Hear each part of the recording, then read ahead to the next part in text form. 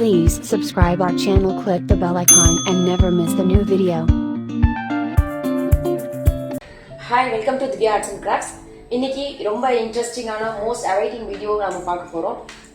நிறைய வியூவர்ஸ் வந்து கேட்டிருக்காங்க, எப்படி வந்து நீங்கள் ஹேரை வந்து இவ்வளோ லென்த்தியாக மெயின்டைன் பண்ணுறீங்க, எனக்கு வந்து ரொம்ப நிறைய ஹேர் ஃபால் இருக்குது, நீங்கள் என்னெல்லாம் செய்கிறீங்க அப்படின்னு சொல்லி நிறைய வியூவர்ஸ் கேட்டிருந்தாங்க. ஸோ அவங்களுக்கெல்லாம் வந்து ரொம்ப யூஸ்ஃபுல்லானது, லேடிஸ்க்கு ரொம்ப ரொம்ப முக்கியமான ஒரு வீடியோ நம்ம பார்க்க போகிறோம். அது என்னன்னு கேட்டிங்கன்னா hair growth and long hair.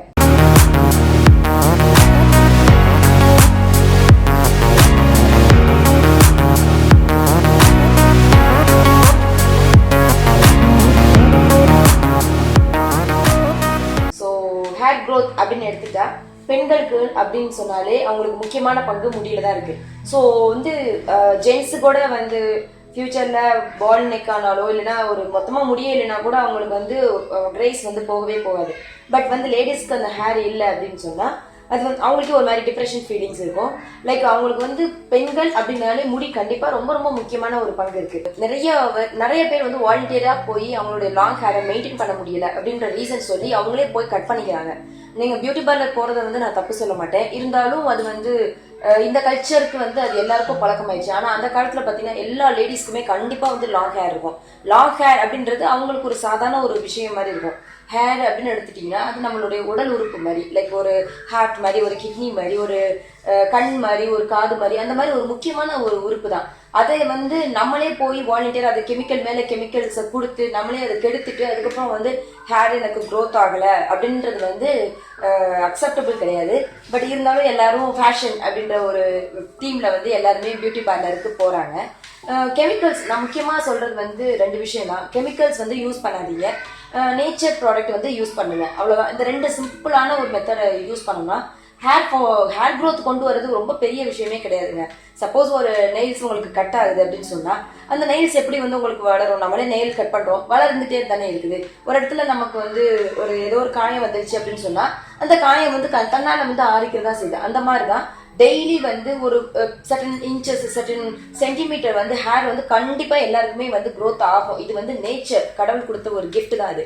எனக்கு ஹேர் க்ரோத் ஸ்டாப் ஆயிடுச்சு, எனக்கு ஹேர் க்ரோத் இல்லை அப்படிங்கிறதுக்கு காரணம் என்னன்னு கேட்டிங்கன்னா நம்ம மேலும் மேலும் அப்ளை பண்ணுற அந்த கெமிக்கல்ஸ். என்னோட இவ்வளோ லாங் ஹேருக்கு என்ன ரீசன் கேட்டிங்கன்னா என்னோட அம்மாவுடைய கைடன்ஸு, எங்கள் அம்மா எனக்கு சொல்லிக் கொடுத்த அந்த பழக்க வழக்கங்கள், அதுக்கு மேலே நான் எடுத்துக்கிற உணவு பழக்க முறைகள், அதுக்கப்புறம் நான் யூஸ் பண்ணுற ஆயில். ஸோ இதுதான் வந்து எல்லாருமே இதை வந்து கண்டிப்பாக நம்மளோட லைஃப்பில் வந்து ஃபாலோ பண்ணுறோம். ரொம்ப பெரிய நான் உங்களை எக்ஸசைஸ் பண்ண சொல்லலை, நீங்கள் அதுக்காக வெளியில் இடத்துக்கு போங்கன்னு சொல்லலை, நீங்கள் நிறைய ரூபாய் செலவு பண்ணுங்கன்னு சொல்லலை.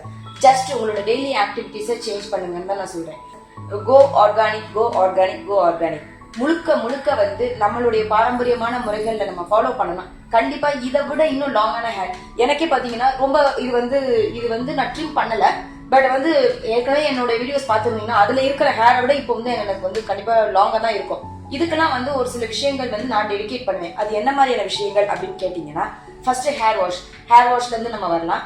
ஹேர் வாஷ் அப்படின்னு சொல்லி கேட்டீங்கன்னா ஷீயக்கா போட்டு குளிங்க, ஷியக்கா தான் போடணும் அப்படின்னு எல்லாருமே சொல்லுவாங்க. ஓகே, நம்ம வந்து ஷியக்கா வந்து யூஸ் பண்ண முடியாது. ஏன்னு கேட்டா இப்போ ஷியக்கா கிடைக்கிறதே ரொம்ப அரிதான ஒரு விஷயம் ஆயிடுச்சு. ஸோ ஷியக்கா யூஸ் பண்ணுங்க அப்படின்னு நான் சொல்லல. உங்களுக்கு எந்த ஷாம்பூ வந்து செட் ஆயிடுச்சோ, லைக் ஏதாவது ஒரு பிராண்ட் நேம்ல எந்த ஷாம்பூ உங்களுக்கு வந்து செட் ஆயிடுச்சோ, பேண்டினோ இல்ல வந்து ஷிக்கோ இல்ல எந்த மாதிரியான பிராண்ட், லோரியால்ஸோ எந்த மாதிரியான பிராண்ட் உங்களுக்கு வந்து ஹேர் வாஷ் பண்றதுக்கு யூஸ் பண்ற ஷாம்பூ செட் ஆயிடுச்சோ அதையே நீங்க கண்டினியூ பண்ணுங்க. அடிக்கடி வந்து ஷாம்பூவை சேஞ்ச் பண்ணாதீங்க. 2, அடிக்கடி ஹேர் வாஷ் பண்ணாதீங்க. லைக் என்னோட ஹேர்ல வந்து ஆயிலே இருக்காது, நான் வந்து ஆயிலே யூஸ் பண்ண மாட்டேன், நான் வந்து ஜாப் போறேன், நான் வந்து ஒர்க் பண்றேன், நான் வந்து ப்ரொஃபஷனலிஸ்டா இருக்கேன், நான் வந்து ஒரு ப்ரொஃபஸரா இருக்கேன், இல்ல நான் வந்து ஒரு வெளியில ஒரு ஐடில ஒர்க் பண்ணிட்டு இருக்கேன், வாட் எவர் இட் மேபி, கண்டிப்பா டெய்லி ஹேர் வாஷ் பண்ணவே பண்ணாதீங்க. ஒரு தலைமுடியில ஒண்ணுமே இல்லைங்க, ஒரு பாலைவனத்துல போய் புல்லு முளைக்குமா? அவ்வளவுதான், சிம்பிள் லாஜிக். நீங்க டெய்லி ஹேர் வாஷ் பண்ண இந்த ஸ்கேல்ப் ஃபுல்லாமே உங்களுக்கு அப்படியே ட்ரை ஆயிடும். ட்ரை ஆனிச்சுன்னா அதுல எப்படி உங்களுக்கு வளரும்? தண்ணியே இல்ல, அது சுவாசிக்கிறதுக்கு அதுக்கு தேவையான உரங்கள் எதுவுமே இல்லை. அப்படி இருக்கையில எப்படி வளரும்? இது வந்து ரொம்ப ரொம்ப சிம்பிளான விஷயங்கள். இது ஏன் வந்து நிறைய பேருக்கு தெரியலன்றது கிடையாது. ஹேர் வாஷ் அப்படின்னா என்னன்னு நீங்க எடுத்து இருக்கிறீங்க அப்படின்னா தலை அலசுறது தான் நான் வந்து ஹேர் வாஷ்ன்னு சொல்றேன். ஷாம்பு போட்டு குளிக்கிறீங்க அப்படின்னா டெய்லி நீங்க ஷாம்பு போடும்போது அதுல இருக்கிற கெமிக்கல்ஸ் வந்து அப்படியே செடிமெண்டா உங்களுக்கு ஸ்கேல்ப்ல வந்து கண்டிப்பா அது வந்து ஓவர்லாப் ஆகிட்டே இருக்கும். டெய்லி நீங்க ஷாம்பு வாஷ் பண்ணும்போது என்ன ஆகும்னா அந்த கெமிக்கல்ஸ் எல்லாம் அப்படியே ஒவ்வொரு லேயரா கண்டிப்பா அது வந்து செரிமெண்ட். இப்போ இருக்கிற ட்ரெண்ட்ல எல்லாருமே ஷவர் வாஷ் பண்றாங்க. ஷவர் வாஷ் பண்ணல நல்லா கண்டிப்பா நம்மளால அலசி வந்து அதை வாஷ் பண்ணவே முடியாது. அப்படி பண்ண அதனால கண்டிப்பா அது வந்து அந்த கெமிக்கல்ஸ் எல்லாம் லேயரா மேலேயே உங்களுக்கு அப்பிருக்கும். அப்படி இருக்கும்போது அதுல எந்த மாதிரி வந்து ஹேர் க்ரோத் நம்ம எக்ஸ்பெக்ட் பண்ண முடியும் அப்படின்னு கேட்டீங்கன்னா கண்டிப்பா முடியவே முடியாது. அடுத்த விஷயம் ஹேரை காய வைக்கிறது. முடி நல்லா தலை அலசி வந்ததுக்கு அப்புறம் என்ன பண்ணிடுறாங்கன்னா ரொம்ப ஈஸி டு மூவ் ஆன் அப்படின்னு சொல்லிட்டு ஹேர் ட்ரையரை யூஸ் பண்றாங்க. ஹேர் ட்ரையர்ன்றத நீங்களே பாருங்க, உங்களுடைய உள்ளங்கையை வந்து ஹேர் ட்ரையர் மேல நீங்க வச்சு பாருங்க எவ்வளவு நேரத்துக்கு உங்களால அந்த சூடை வந்து தாங்கிக்கிற முடியும்னு. கண்டிப்பா உங்களால ஒரு 2 செகண்ட்ஸ்க்கு மேல அந்த ஹீட் வந்து உங்களால உங்களோட ஸ்கின் வந்து அப்சர்வ் பண்ணவே முடியாது. ஆனா நம்மளுடைய ஸ்கேல்ப் வந்து கொஞ்சம் ஹார்டா இருக்கிறதுனால நீங்க அடிக்கடி ஒரு 10 மினிட்ஸோ இல்ல 5 மினிட்ஸோ கண்டினியூஸா நீங்க ஹேர் ட்ரையர் யூஸ் பண்ணும் போது உங்களுக்கு அந்த ஃபீல் வந்து தெரியறது இல்லை. ஏன்னா அந்த ஸ்கேல்ப் வந்து கொஞ்சம் உங்களுக்கு திக் லேயரா இருக்கிறதுனால உங்களுக்கு அந்த ஃபீல் வந்து தெரியறது இல்லை. பட் அதுல வளர்ற முடிகள் வந்து ரொம்ப சென்சிட்டிவா இருக்கும். சோ அதெல்லாம் என்ன ஆகும்னா உங்களுக்கே தெரியாம அது வந்து அதனுடைய ஈரத்தன்மையா அதனுடைய சத்தை வந்து அது கண்டிப்பா வந்து லாஸ் பண்ணிடும், இழந்துரும். அப்படி அதுவும் ஒரு ரீசன். அடுத்த விஷயம் வந்து காம் பண்றது, சிக்கெடுக்கிறது. இது என்னன்னு கேட்டீங்கன்னா சிக்குவாரின்னு சொல்லுவாங்க, அப்படி இல்லைன்னா சிறுக்கரின்னு சொல்லுவாங்க. இதை வந்து என்ன பண்ணணும்னா இது எப்படி எடுக்கணும்னு கேட்டீங்கன்னா அது பாருங்க, இப்படி எடுக்கும் போது உங்களுக்கு வந்து எந்த இடத்துலயுமே சிக்கு வரவே வராது. இதே மாதிரிதான் எடுக்கணும். நான் கண்டிப்பா வந்து ஹேர் வாஷ் பண்ணதுக்கு அப்புறம் காய விட்டதுக்கு அப்புறம் சீப்பால காம் பண்ணவே மாட்டேன். காம் பண்ணோம்னா இங்க இருந்து நம்ம அத்துட்டு வரும்போது நம்ம இருக்கிற வேகத்துக்கு கண்டிப்பா இங்க இருக்கிற முடிகள் வந்து அதோட வேர் வந்து ரொம்ப ஸ்ட்ராங்கா இருக்கு. அதான் நான் வந்து சொன்னேன், அது ஒரு கண்ணு மாதிரி ஒரு ஹார்ட் மாதிரி ரொம்ப சென்சிட்டிவான ஒரு பார்ட்.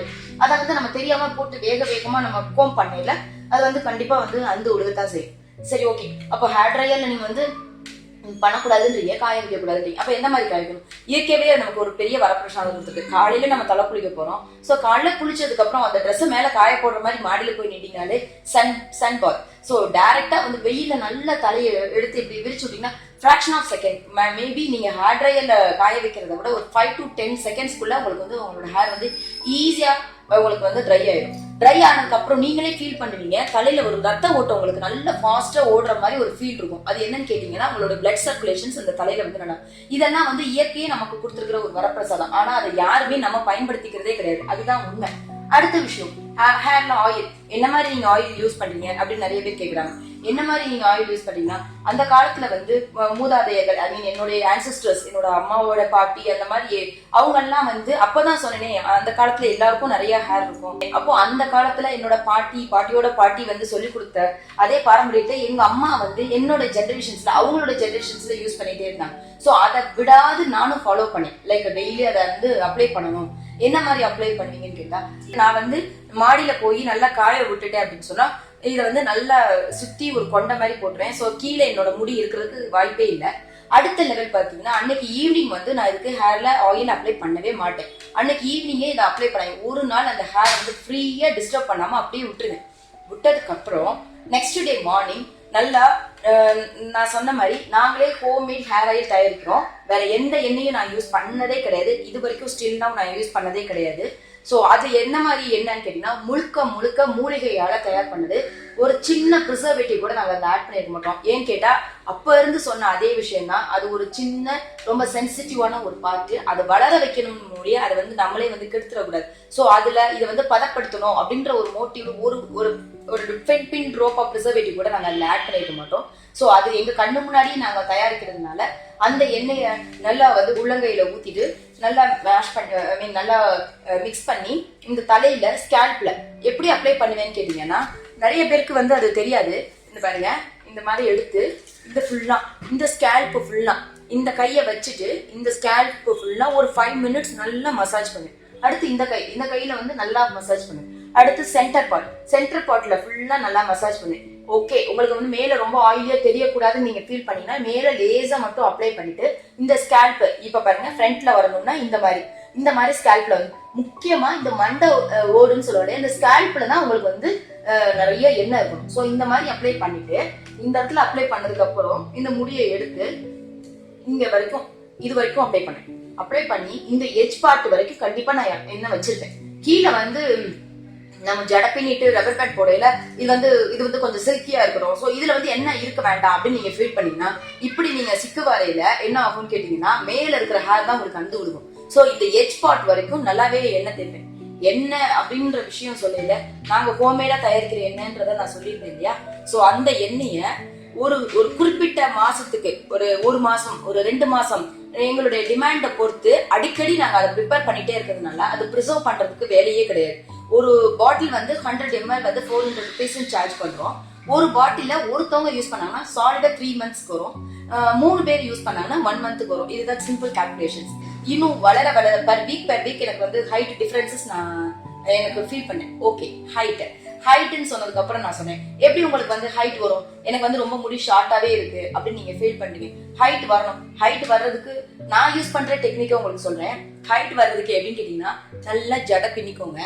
ஜடை பின்னி எது வரைக்கும் பின்னணும்னு கேட்டீங்கன்னா, இது வரைக்கும் இல்ல, இந்த ஏஜ் லாஸ்ட் லேயர் வரைக்கும் பின்னிக்கோங்க.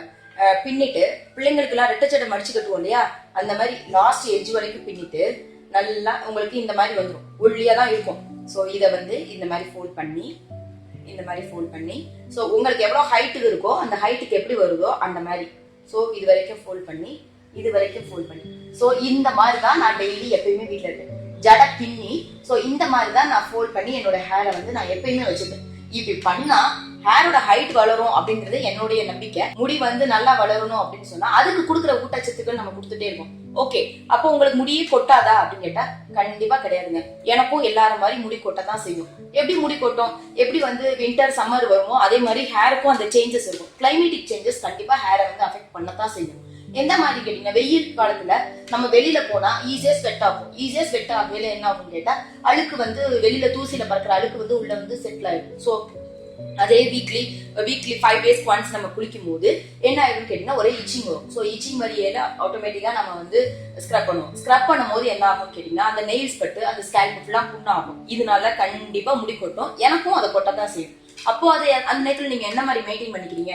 சோத்துக்கத்தாழை இருக்கு இல்லையா, சோ அந்த சோத்துக்கத்தாழையில நல்லா ஒரு ஃபுல் எக்கை வந்து நல்லா அதை உடைச்சு மிக்சியில போட்டு நல்லா ட்ரிம் பண்ணிடுவேன். ட்ரிம் பண்ண உடனே பாத்தீங்கன்னா அது ஒரு மாதிரி கிரீனிஷா ஒரு மாதிரி ஒரு கொலன்னு ஒரு மாதிரி ஷாம்பூ மாதிரி கன்சிஸ்டன்சில இருக்கும். ஸோ அதை எடுத்து நல்ல தலையில ஃபுல்லா ஸ்கேல்ப் முடியல இல்ல நல்ல ஸ்கேல்ப்ல ஃபுல்லா அப்ளை பண்ணி தூக்கி ஒரு கொண்டை போட்டு ஒரு 10 to 15 minutes அதை டிஸ்டர்பே பண்ணாம இருப்பேன்.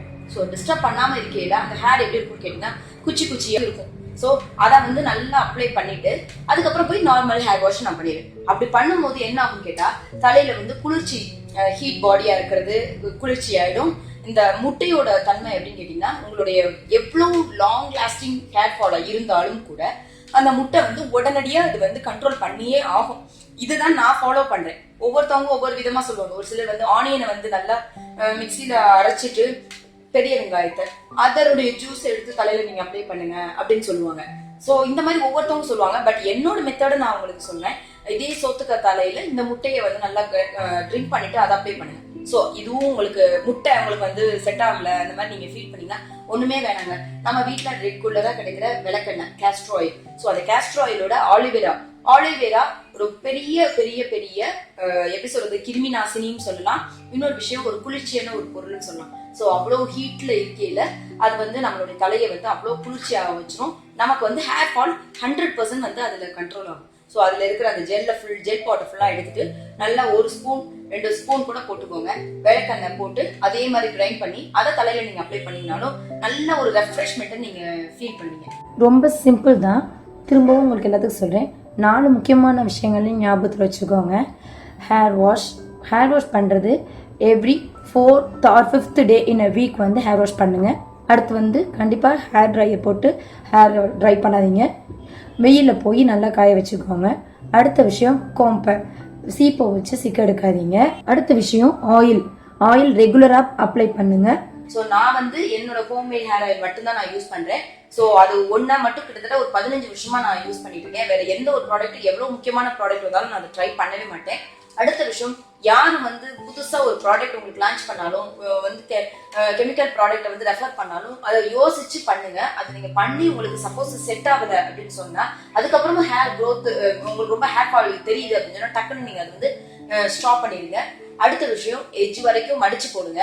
எட்ஜ் வரைக்கும் மடிச்சு போட்டீங்கன்னா உங்களுக்கு கண்டிப்பா ஹைட் வரும். இந்த மாதிரியான முறைகளை நீங்க ஃபாலோ பண்ணீங்களே 100% என்னை விட எனக்கு என்னங்க முடி, என்னை விட எவ்வளவோ பேருக்கு நிறைய முடி இருக்கு. இதை விட நீங்க நல்ல முடிகள் வந்து லாங் லைஃப் ரொம்ப நாளைக்கு 50 வயசு 60 வயசு ஆனாலும் மெயின்டைன் பண்ண உங்களாலையும் முடியும். என்னோட இன்னொரு வீடியோஸ்ல பாத்தீங்கன்னா இயற்கையான முறையில வெயிட் லாஸ் பண்றது எப்படின்னு கூட நான் போட்டுருந்திருப்பேன். அதுவுமே பாத்தீங்கன்னா அதை சாப்பிடுங்க இதை சாப்பிடுங்க ரொம்ப இன்கிரீடியன்ஸ் இருக்காது. ரொம்ப பேசிக்கான வீட்டுல கிடைக்கிற ஒரு சின்ன சின்ன பொருட்கள் வச்சு நம்ம எப்படி வெயிட் வந்து லாஸ் பண்ணலாம்னு போட்டுருவேன். இந்த மாதிரி இன்னும் அடுத்தடுத்த வீடியோஸ்ல ஹெர்பல்ஸை வச்சு நம்மளுடைய பியூட்டி, நம்மளுடைய ஹெல்த், நம்மளுடைய ஹேர் எல்லா விஷயத்தையும் எப்படி நம்மளே மேனேஜ் பண்ணிக்கலாம் அப்படின்னு நான் கண்டிப்பா போஸ்ட் பண்ணுவேன். Keep on watching. Thanks for watching. Don't forget to subscribe to our channel. Thank you.